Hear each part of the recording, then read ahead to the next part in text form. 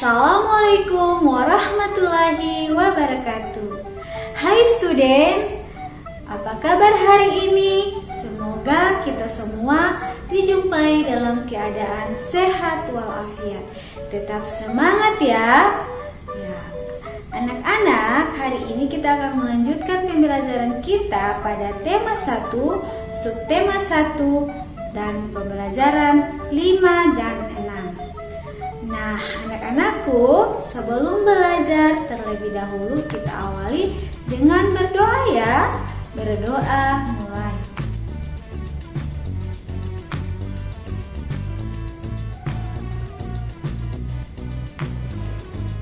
Berdoa selesai.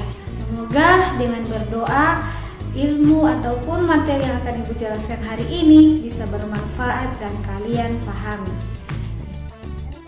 Tujuan pembelajaran kita hari ini, pertama, setelah menyimak video penjelasan guru, siswa mampu menjelaskan organ gerak dan fungsinya pada hewan vertebrata.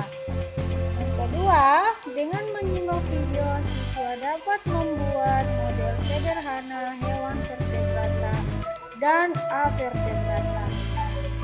Yang ketiga, melalui penjelasan guru, siswa dapat menemukan ide pokok dan kalimat penjelas pada setiap paragraf.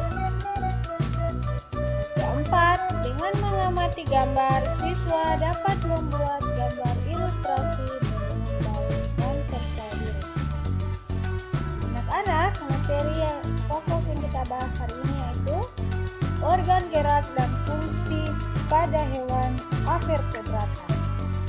Kedua, ide pokok dan kalimat pengembangan. Yang ketiga, corak gambar ilustrasi. Anak-anak, agar lebih memahami materinya, simak penjelasan Ibu ya. Perhatikan gambar ini. Apakah kalian tahu tentang perbedaan gambar ini? Gambar kelinci dan siput. Sebelumnya kita juga sudah pernah belajar tentang hewan vertebrata. Di antara kedua hewan ini, manakah yang masuk vertebrata? Kalian masih ingat anak-anak Ibu? Ya, benar sekali, yaitu gambar kelinci. Nah, untuk mengetahui dan bisa membedakan karakteristik dari kedua hewan ini, coba kalian perhatikan karakteristik dari kelinci dan siput. Nah, dari karakteristik ini kalian bisa membedakan bahwa kelinci dan siput merupakan jenis hewan vertebrata dan avertebrata. Kelinci jenis hewan avertebrata, sedangkan siput jenis hewan avertebrata. Kelinci beranak, sedangkan siput bertelur. Gerakan kelinci melompat, namun gerakan siput merayap. Kelinci dipenuhi bulu yang halus, siput dilindungi cangkang. Seperti ini ya anak-anak. Gerakan kelinci sangat lincah dan cepat.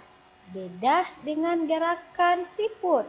Gerakan siput sangat lambat. Nah, itulah karakteristik dari hewan avertebrata dan vertebrata. Nah, selain karakteristik, berikut juga ciri-ciri hewan vertebrata dan avertebrata. Nah, untuk jenis vertebrata sebelumnya kalian juga sudah mempelajarinya. Hari ini Ibu hanya mengingatkan kembali ciri-ciri dari hewan avertebrata atau ciri-ciri hewan vertebrata. Hewan vertebrata memiliki tulang belakang, memiliki otak yang sudah berkembang, sebagai besar memiliki tubuh dan kepala yang terpisah. Memiliki kerangka yang disebut juga endoskeleton. Ukuran tubuhnya bervariasi seperti ini anak-anak, ada yang kecil, ada yang besar. Mempunyai alat gerak yang aktif. Memiliki alat pencernaan yang lengkap. Memiliki sistem peredaran darah tertutup. Nah, itulah ciri-ciri hewan vertebrata. Nah, bagaimanakah ciri-ciri hewan avertebrata? Nah, kalau ini hewan vertebrata, yang mana hewan yang memiliki tulang belakang. Namun, hewan vertebrata yaitu hewan yang tidak memiliki tulang belakang. Seperti apakah ciri-cirinya? Nah, Perhatikan salah satu contoh hewan avertebrata berikut ini. Ya. Masih ingat kan? Ya, ini adalah jenis avertebrata yaitu siput. Ya. Vertebrata tidak memiliki tulang belakang. Nah, susunan syaraf berada di perut. Otaknya tidak terlindungi oleh rangka. Memiliki rangka luar dan masih banyak lagi ciri-ciri hewan avertebrata lainnya. Pada kesempatan ini Ibu hanya mengambil contoh yaitu siput. Nah, sekarang kalian perhatikan contoh-contoh hewan avertebrata lainnya, yaitu siput, lebah, cacing, udang, ulat, kepiting, belalang, dan ubur-ubur. Nah, kalian juga bisa mengamatinya di lingkungan kalian, yaitu hewan avertebrata maupun hewan vertebrata. Untuk lebih memahami pengetahuan kalian tentang jenis hewan ini. Nah, sekarang bagaimanakah organ gerak pada hewan avertebrata? Pada siput, organ geraknya adalah kaki perut. Kaki perut ya anak-anak, ya, yang berbentuk pipih dan lebar. Fungsinya apa? Ya, fungsinya untuk bergerak dan berpindah tempat. Nah, selain siput, berikut kalian perhatikan tabel organ gerak hewan avertebrata dan fungsinya. Seperti ini ya anak-anak, perhatikan ada 3 contoh hewan avertebrata dengan organ gerak dan fungsinya. Contohnya, yang pertama adalah belalang. Belalang, organ geraknya adalah sayap dan kaki. Kaki berfungsi untuk melompat, sedangkan sayap untuk terbang.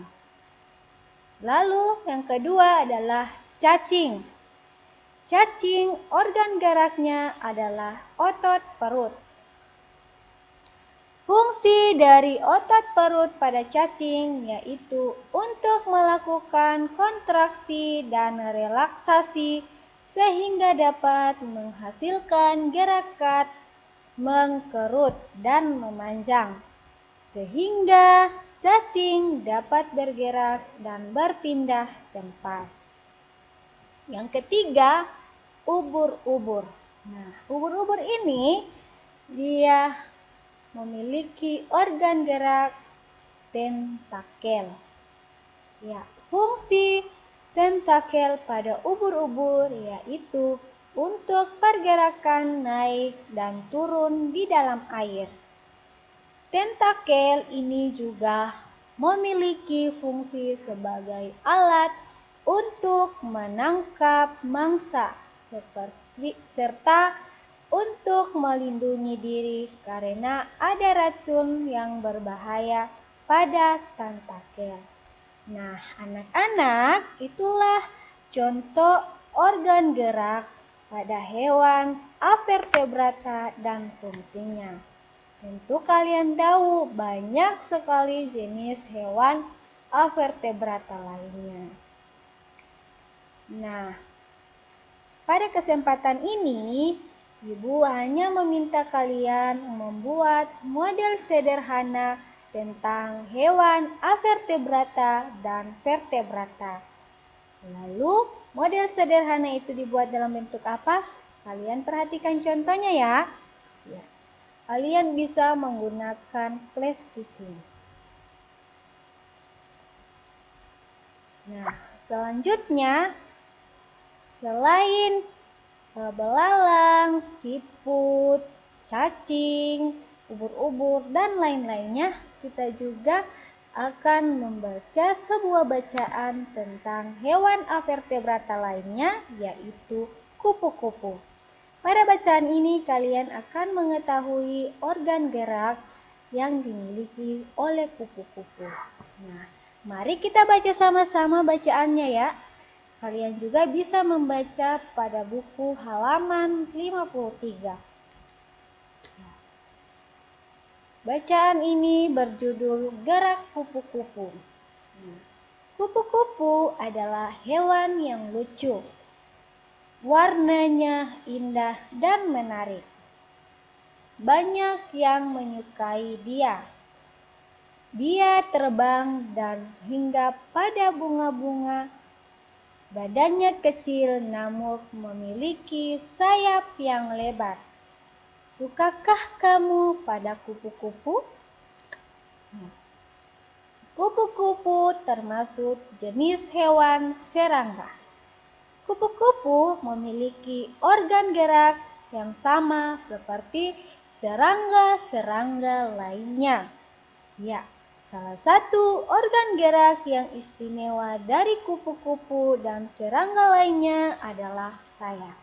Nah, pada bacaan ini kalian sudah menemukan organ gerak kupu-kupu ya anak-anak? Selanjutnya, dengan sayap ini maka menjadikan serangga sebagai satu-satunya hewan avertebrata yang bisa terbang. Tahukah kamu, sayap kupu-kupu yang indah sebenarnya transparan? Lalu, kenapa terlihat berwarna-warni? Ya, sayap kupu-kupu terlihat warna-warni karena perbedaan kecerahan pada setiap lapisan tipisnya. Kupu-kupu memiliki kemampuan terbang yang luar biasa. Kupu-kupu bisa terbang sejauh ribuan kilometer untuk mencari daerah yang hangat ketika musim dingin tiba. Kupu-kupu akan kembali lagi menempuh jarak ribuan kilometer ketika musim semi tiba. Meskipun demikian, kupu-kupu tidak bisa terbang apabila suhu tubuhnya di bawah 30 derajat Celcius.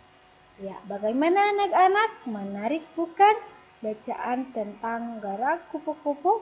Nah, pada bacaan ini Ibu harapkan kalian bisa menemukan ide pokok di setiap masing-masing paragrafnya.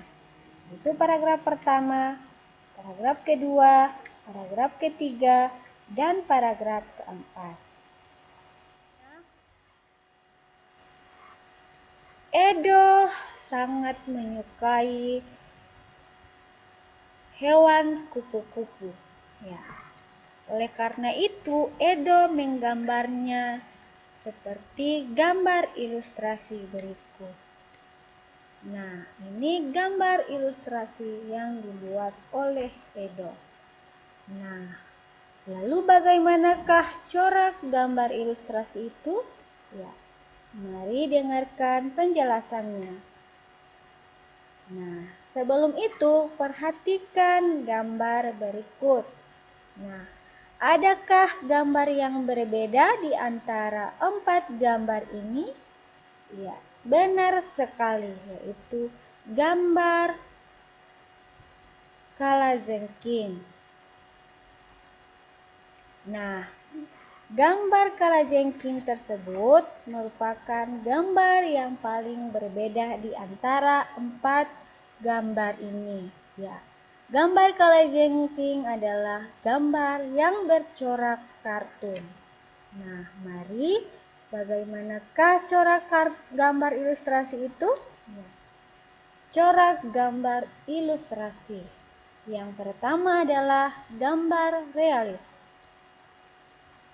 Gambar realis adalah gambar yang dibuat sesuai dengan kenyataan atau keadaan yang sebenarnya.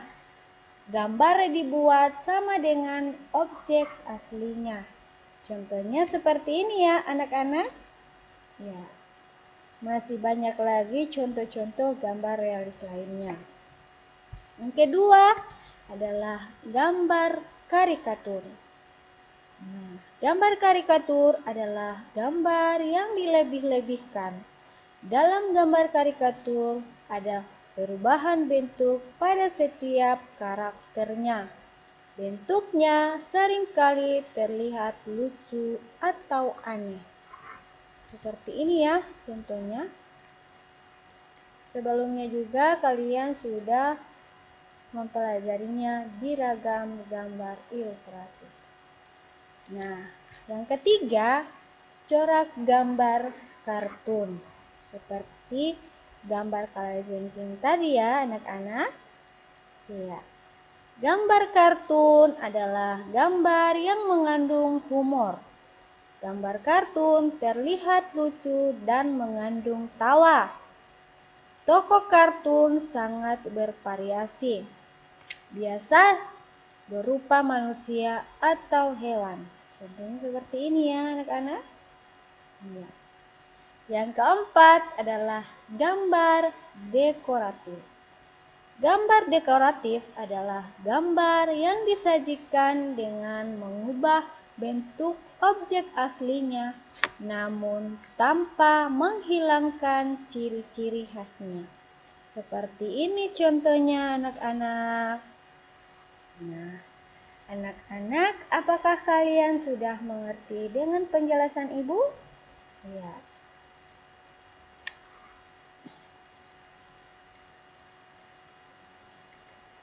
Nah, pada gambar ilustrasi ini, Ibu minta kalian bisa membuat salah satu gambar ilustrasi yang kalian sukai. Kalian bisa memilih corak yang kalian sukai atau memilih salah satu gambar yang akan kalian gambar sesuai dengan penjelasan Ibu tadi ya. Ya.